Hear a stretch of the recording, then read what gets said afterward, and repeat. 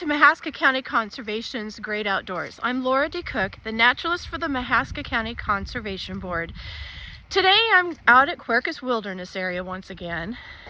Well, the name Quercus means oak in Latin, so I thought it would be fitting to bring you back out here to talk about oak trees and their acorns right here in this great area.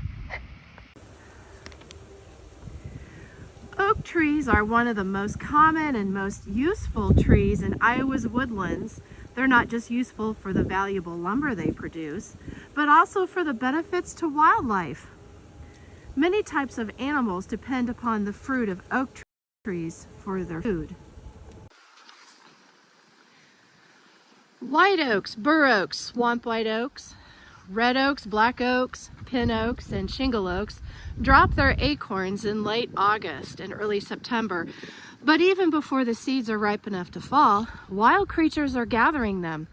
Flocks of blue jays, grackles, and blackbirds pluck the green acorns from the branches and consume them on the spot or store them for later meals. Squirrels and chipmunks scramble up into the oak's canopy and chew off the branch tips. The leafy stems with new acorns attached then fall to the ground, and a squirrely smorgasbord is available, with the chipmunks getting a large share of the harvest. One chipmunk can haul away 4 or 5 acorns at a time. White and bur oak acorns sprout right after hitting the ground. The nutrients are rapidly transferred from the nuts into the new seedlings. However, gray squirrels bite off the pointed acorn tips, which prevents the sprouting and loss of food value. The acorn is then stored as a future food source.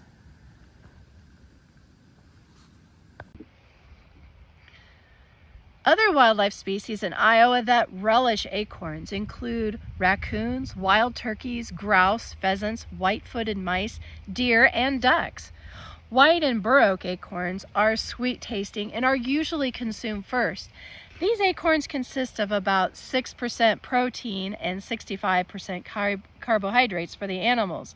And red oak acorns contain a higher fat and tannin content. Tannins are the bitter-tasting chemicals that can interfere with digestion for the animals. And since all oak contain tannins in their leaves and acorns, the higher amounts of tannin are less attractive to the herbivores. Squirrels bury the red oak acorns in the forest floor, where rain and snow gradually lessen the amount of tannin content over the winter. And by late winter, when other food items are scarce, the red oak acorns are a welcomed meal. So by spring, the red oak acorns that do not get eaten by the squirrels or any other animals sprout and grow into new trees. For some animals, acorns are considered the staff of life. Wood ducks forage heavily on white oak acorns before beginning their fall migration. Deer also favor these delicious nuts. And for both species, acorns are quickly converted into energy-producing fats. Wild turkeys are mast feeders, and if there's a year with heavy acorn crops coupled with a mild winter, it is common to find an increase in wild turkey populations. Without oak trees for these mast feeders, turkey populations can lower dramatically. And by the end of the 1800s, oak forests were cut down to make way for farming practices. The deforestation changed the amount of the mast supply so much that the turkey populations plummeted. Well, the blankets of oak leaves that have collected on the ground this fall will slowly decompose, and as they do so, they will insulate seeds and seedlings of numerous wildflowers, trees, and shrubs, and protect them from winter's dryness and cold.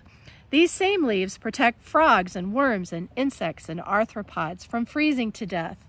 Oak trees really do provide a lot for wildlife in many ways. So if you happen to cross an oak tree in your travels this weekend, stop and think for a moment about all the lives this tree has touched. Well, thanks for joining me today in Mahaska County Conservation Great Outdoors. And next week, I will talk to you again, and we'll spend some time in Caldwell Park talking about squirrels.